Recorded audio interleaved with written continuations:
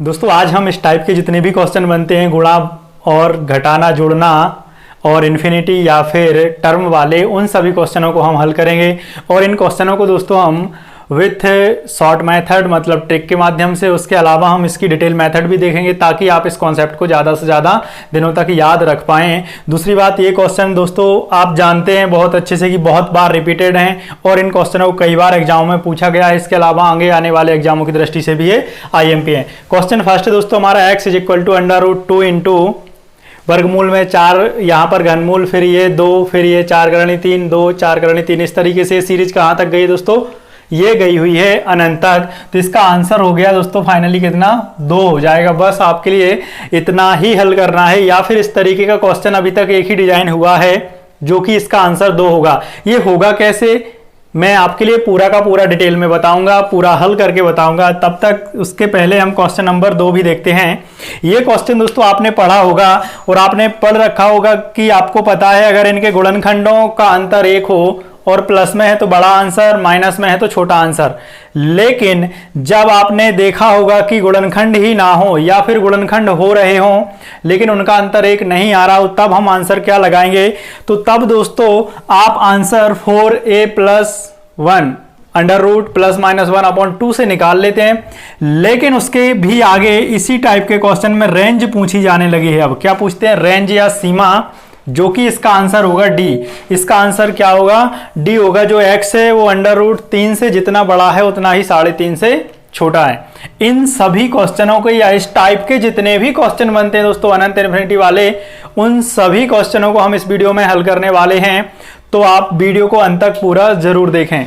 और दूसरी बात दोस्तों, आप क्या समझते हैं इन वीडियोस में, क्या आपको परेशानी है क्या नहीं है, तो आप कमेंट बॉक्स में कमेंट करके ज़रूर बताएं। अगर आपको अच्छा लगता है, बहुत अच्छा लगता है, या फिर आपके लिए समझ में नहीं आता है तो आप कमेंट ज़रूर करें। उससे क्या होगा कि मैं चार्ज होता रहता हूँ, जैसे आप मोबाइल को चार्ज करते ना हर एक दिन। क्लियर है? इसी तरीके से अगर आप मेरे वीडियोस देखते हैं, जितने भी छात्र जो भी छात्र देखते हैं, तो वो कमेंट जरूर करते रहें। कमेंट करने से क्या होगा, मुझे आइडिया लगता रहेगा कि आखिर में जो काम कर रहा हूं उसमें मुझे सुधार की क्या ज़रूरत है क्या नहीं। क्लियर है?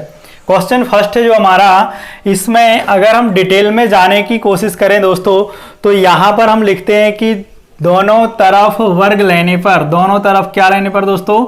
वर्ग लेने पर या वर्ग करने पर। तो जब वर्ग करेंगे तो x का स्क्वायर हो जाएगा और यहाँ पर इसका कंप्लीट स्क्वायर हो जाएगा। कंप्लीट हम स्क्वायर कर देंगे। क्लियर है? और इस स्क्वायर से ये वाला वर्गमूल कैंसिल हो जाएगा। तो फाइनली यहाँ पर क्या आ जाएगा? 2 गुणा ये घनमूल 4 गुणा, और इस सब के बराबर, अगर इस सब के बराबर आप देखें तो वैल्यू क्या है? x। अब अगर आप समुद्र में से, क्योंकि अनंत मतलब ये इसकी कोई सीमा नहीं है कहाँ तक जा रहा है क्वेश्चन, और अगर आप समुद्र में से 1-2 बाल्टी पानी निकाल लेते हैं तो फर्क नहीं पड़ता। उसी तरीके से अगर आप इस स्टेप को छोड़ के यहाँ से फिर से देखेंगे तो किसके बराबर है? x के बराबर वैल्यू है। अगर इस स्टेप को और इसको दोनों को छोड़ के यहाँ से देखेंगे तो भी वह x के ही बराबर है, क्योंकि कहाँ तक जा रहा है? वह भी अनंत तक जा रहा है। क्लियर है? तो यहाँ पर हम लिख सकते हैं फाइनली x। कितना लिख सकते हैं दोस्तों? x लिख सकते हैं इस सब के बराबर। इस सब के बराबर हमने क्या लिख दिया दोस्तों? x लिख दिया। क्लियर है? अभी यहां से हमारा काम खत्म नहीं हुआ है, क्योंकि यहां पर ये क्यूब रूट है, घनमूल है। तो दोनों तरफ घन लेने पर, घन मतलब क्यूब लेने पर। क्लियर है?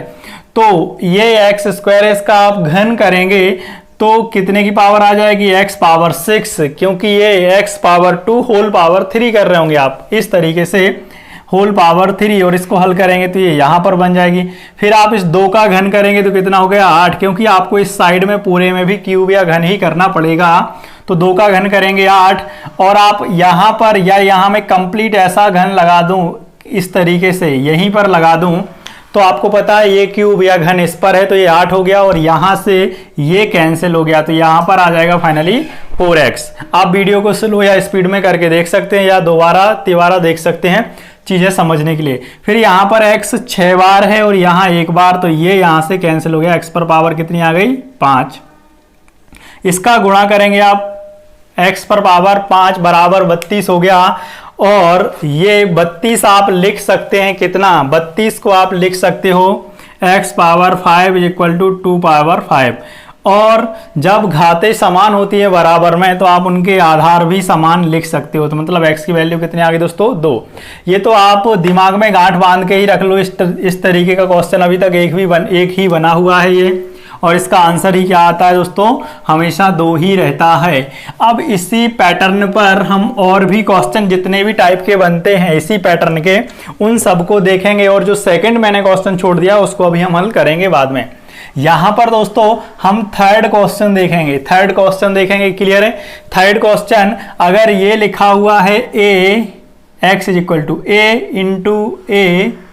इंटू ए इस तरीके से, और ये भी कहां तक जा रहा है दोस्तों, अनंत तक, मतलब कोई भी नंबर है तो उसकी वैल्यू कितनी होती है, x बराबर ये ही होता है। यह इसका आंसर हो जाएगा।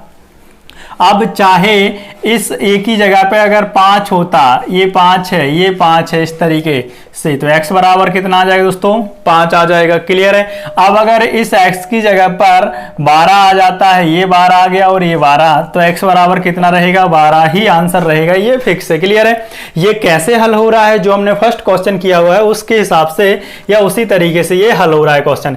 अब अगर दोस्तों यही क्वेश्चन है और ये n टर्म तक जाता है, मतलब इस तरीके से n टर्म तक या n पदों तक, क्लियर है, n पदों तक जाता है, कोई भी नंबर है इस तरीके का, कोई भी क्वेश्चन है, या फिर ये लिखा जाता है इस तरीके से, ऐसे लिखा जाता है a और ये लिखा हुआ है यहाँ पर ये, और फिर से ये इस तरीके से, और ये अनंत तक ना जाके ऐसा ही है। और यहाँ पर आपसे पूछी जाए कि ए पर कितनी पावर आएगी या ये x बराबर वैल्यू क्या होगी, तो जो x बराबर वैल्यू होती है दोस्तों वो इस तरीके से होती है, ए पर 2n की पावर -1 अपॉन में 2 पर n की पावर, इस तरीके से ये इसका सॉल्यूशन हो जाता है।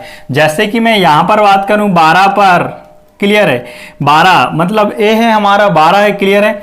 यहां पर 2 पर n की पावर, मतलब इनकी टर्म देखी जाती है कितनी है, यहां पर n टर्म है तो वही हम n की पावर लगा देंगे। लेकिन अगर यही क्वेश्चन यहां पर इस तरीके से n टर्म तक लिख दूं मैं, n टर्म तक, तो ये फॉर्मूला बन गया। और यहां पर लिखा हुआ है 7th टर्म, मतलब 7 टर्म तक है, ये 7वें पद तक, या जो 12 लिखे हुए हैं वो कितनी बार हैं, 7 बार हैं, तो वर्गमूल भी कितनी बार लगा होगा, 7 बार। तो यहाँ पावर 7 -1 अपॉन में 2 पर 8 की पावर, क्लियर, मतलब n की पावर। क्लियर है? सॉरी, यहाँ पर अपॉन में कितने की पावर आ जाएगी, 7 की पावर, 2 पर 7 की पावर -1 अपॉन में 2 पर भी 7 की पावर। इसको जब आप हल करेंगे तो ये 2 पे 7 की पावर 128 और 2 पे 7 की पावर 128 में से एक घटाओ कितना आ जाएगा, 127। अब इस तरीके का कोई भी क्वेश्चन आपसे बनता है या आपको पूछा जाता है 5, क्लियर, इस तरीके से ये लिखा हुआ है और ये गुणा इधर 5 इस तरीके से, और आपसे पूछा जा रहा है x की वैल्यू, और जब x की वैल्यू पूछा जा रहा है, यहाँ पर गुणा भले नहीं है लेकिन गुणा से कोई फर्क नहीं पड़ता, क्योंकि जहाँ पर कोई भी साइन नहीं होता वहाँ गुणा ही होता है। अब यहाँ पर देखना है भाई वर्गमूल कितनी टाइम है या फिर नंबर कितने टाइम लिखा हुआ है, ये 1 2 3, तो 2 पर 3 की पावर और यहाँ पर 2 पर 3 की पावर -1, ठीक है, तो 5 पर 7/8 की घात आ जाएगी। ये आपका आंसर हो गया। अब आपके लिए ये फॉर्मूला वगैरह कोई याद रखने की वैसे विशेष जरूरत नहीं है, क्योंकि आपको ये देखना है ये क्वेश्चन कितने पदों तक लिखा हुआ है, और जितने पदों तक ये क्वेश्चन लिखा हुआ है उतने की 2 पर घात लगा के लिख देना है, सिंपल। कहां पर, बटे में, हर में, और जितने पदों तक ये लिखा हुआ है उतने की ही घात लगा के 1 घटा देना है, वो लिख देना है अंश में, या फिर जितना आप हर में लिख रहे हो उससे 1 छोटा आपको अंश में लिखना है। इस तरीके से आपका कोई भी क्वेश्चन होगा वह हल हो जाएगा। ये क्वेश्चन नंबर 3 था हमारा, या फिर इसमें मैं बोलूं कि पैटर्न 3 था। अब क्वेश्चन नंबर 4 की बात करेंगे हम। क्वेश्चन नंबर 4 एक इस तरीके से बनता है, जो कि मैंने आपको स्टार्टिंग में बताया था, हम उसी पैटर्न पर आ चुके हैं। ये यहाँ पर +12, ये +12 इस तरीके से, और ये कहाँ तक जा रहा है दोस्तों, अनंत तक जा रहा है। क्लियर है? ये क्वेश्चन अनंत तक जा रहा है। तो इस तरीके का अगर कोई भी क्वेश्चन बन जाता है तब उसमें हमारे लिए उसी नंबर के, जो नंबर दिया गया है उसके गुणनखंड करने होते हैं, और अगर नंबर प्लस में होता है या क्वेश्चन प्लस में होता है तो बड़ा आंसर हमको करना होता है, या आंसर बड़ा नंबर आता है या बड़ा गुणनखंड आता है। और अगर आंसर सॉरी क्वेश्चन में माइनस होता है सभी जगह तो छोटा आंसर देते हैं। जैसे ये देखें 4 गुणा 3, इनका अंतर हमेशा कितना होना चाहिए 1। अंतर कितना होना चाहिए 1, मतलब जो नंबर दिया गया है उसके हम जो गुणनखंड निकाल रहे हैं उन गुणनखंडों का अंतर 1 होना चाहिए। और जब अगर ये नंबर प्लस में है तो आंसर हो गया बड़ा, यहां पर आंसर हो गया 4। और अगर यही नंबर इस तरीके से लिखा होता माइनस में 12, ये 12 और ये यहां से 12 इस तरीके से, तो यहां पर इसके गुणनखंड करने पर अंतर लेकिन एक ही होना चाहिए, अंतर एक ही होना चाहिए, तो आंसर क्या होगा छोटा। ये हल कैसे हुआ दोस्तों, जो हमने फर्स्ट क्वेश्चन किया हुआ था उसी तरीके से हम इसको हल कर देंगे और गुणनखंड विधि से इसके फैक्टर निकाल लिए जाते हैं। एक्स की वैल्यू डबल आती है और जो प्लस वाली आती है वो आंसर हम ले लेते हैं यहाँ दोनों ओर वर्क करने पर। मेरे हिसाब से आपके लिए इसको हल करके किसी को बताना नहीं है, ना ही आपको किसी एग्जाम में हल करना है। आप ये दोनों बातें आप बहुत अच्छे से जानते हो मेरे हिसाब से पहले से। तो अगर सीरीज में प्लस में नंबर लिखा हुआ है और उस नंबर के गुणनखंड संभव हैं, गुणनखंड किए जा सकते हैं, संभव हैं, तो हमको आंसर बड़ा करना है जब अंतर कितना हो 1 का हो। और अगर सीरीज में नंबर लिखा हुआ है और गुणनखंड कर रहे हैं हम, अंतर 1 आ रहा है और माइनस में सीरीज है तो आंसर छोटा करना है। अगला क्वेश्चन देखते हैं इसी पैटर्न का, 8 + 8 + 8 इस तरीके से ये क्वेश्चन है, ठीक है। ये यहाँ पर ये क्वेश्चन लिखा हुआ है, इसका आंसर कितना होगा, इसका आंसर कितना होगा। ये भी अनंत तक ही सीरीज जा रही है। अब अगर हम इसके गुणनखंड करने लग रहे होंगे तो 4 का 2 गुना 8 और इनका अंतर कितना 1 नहीं है, अंतर 1 नहीं है। तब के लिए हम क्या करेंगे, तब के लिए एक हमारे पास फॉर्मूला होता है एक्स की वैल्यू निकालने के लिए, 4a + 1 अपॉन में 2, यहाँ पर ±1। मतलब अगर ये सीरीज प्लस में है तो यहाँ एक प्लस का लेते हैं और अगर ये सीरीज माइनस में है तो एक माइनस का लेते हैं। 4a मतलब 8 है हमारे पास यहाँ पर, ठीक है। थोड़ा सा ध्यान देना, +1 ये अंडर रूट में है, अब ये प्लस में है तो यहाँ पर +1 लेंगे अपॉन में 2 लेंगे, ठीक है ना। 8 4 32 और एक कितना हो जाएगा दोस्तों 33, 4 8 32 और एक 33 अंडर रूट +1 अपॉन में 2। अब अभी तक दोस्तों स्टेट लेवल एग्जाम में आंसर यही आता था, लेकिन अब इसके आगे रेंज पूछे जाने लगी है, रेंज कितनी होगी, जो कि ऑप्शन में दे भी रखी होती है। तो हम करते क्या हैं कि एक इसके आगे का या एक इससे छोटा पूर्ण घन नंबर और एक इससे बड़ा पूर्ण घन संख्या, एक इससे छोटी पूर्ण वर्ग संख्या और एक इससे बड़ी पूर्ण वर्ग संख्या को हम लेके हल कर देते हैं। जैसे ये हमारी x की वैल्यू इतनी आ रही है, इससे छोटी एक छोटी वर्ग संख्या क्या होगी 25 +1 अपॉन में 2 और एक इससे बड़ी वर्ग संख्या क्या होगी 36 अंडर रूट +1 अपॉन 2।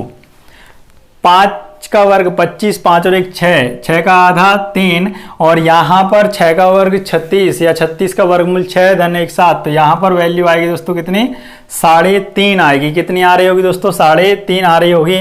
और जो हमारा x है 3 से जितना बड़ा है उतना ही 3.5 से छोटा है, उतना ही 3.5 से छोटा है। तो दोस्तों ये हमारा आंसर हो जाएगा। क्लियर है, मतलब x इससे बड़ा और इससे छोटा है। तो इस तरीके का आंसर करना होता है। अब इस तरीके का ऑप्शन आपको नहीं मिलता है। ऑप्शन कैसे मिलता है, ये मिलता है।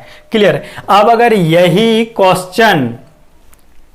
क्वेश्चन अगर कैसा होता दोस्तों माइनस में होता, अगर ऐसे ही क्वेश्चन माइनस में होता और उसके गुणनखंडों का अंतर 1 नहीं आ रहा होता, जैसे 8 के गुणनखंड करोगे आप 4 दूने 8, तो 4 और 2 का अंतर कितना 1 नहीं है, 4 और 2 का अंतर 1 नहीं है। क्लियर है। तो बस यहां पर आप माइनस कर देंगे, यहां पर भी माइनस कर देंगे और आप यहां पे भी माइनस कर देंगे, तो यहां पे भी माइनस हो जाएगा, यहां पर भी माइनस हो जाएगा। 25 का वर्गमूल 5 में से घटाओगे आप कितना आएगा दोस्तों 4 का आधा 2। यहाँ पे भी आप माइनस ही करेंगे, यहाँ पर जब माइनस करेंगे तो 36 का वर्गमूल 6, 6 में से घटाओगे 5 और 5 का आधा कितना हो गया दोस्तों 2.5। मतलब जो इस तरीके से आंसर आएगा माइनस वाले में, वो जितना x 2 से बड़ा है उतना ही x 2.5 से छोटा है। ये 2 क्वेश्चन हो चुके दोस्तों हमारे। अब आपको ऐसा लगता है कि ये क्वेश्चन हम डायरेक्ट कैसे करेंगे, तो डायरेक्ट करने के लिए कुछ नहीं करना है आपके लिए, सिंपल सा ये देखना है कि जो आपका नंबर दे रखा है उसका 4 गुना करें धन 1, और प्लस में है तो +1, उसको अंडर रूट में लिखना है, बटे में 2 कर देना है।